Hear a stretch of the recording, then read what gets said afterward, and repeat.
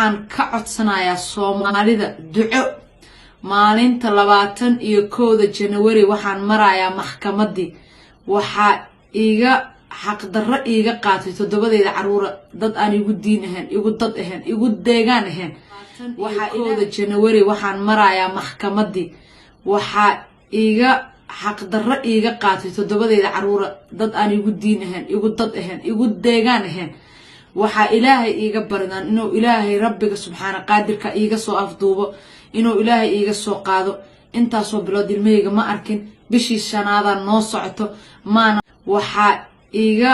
xaq darro iga qaatay todobadeeda caruur dad aan igu diin ahayn igu dad ahayn igu deegaan ahayn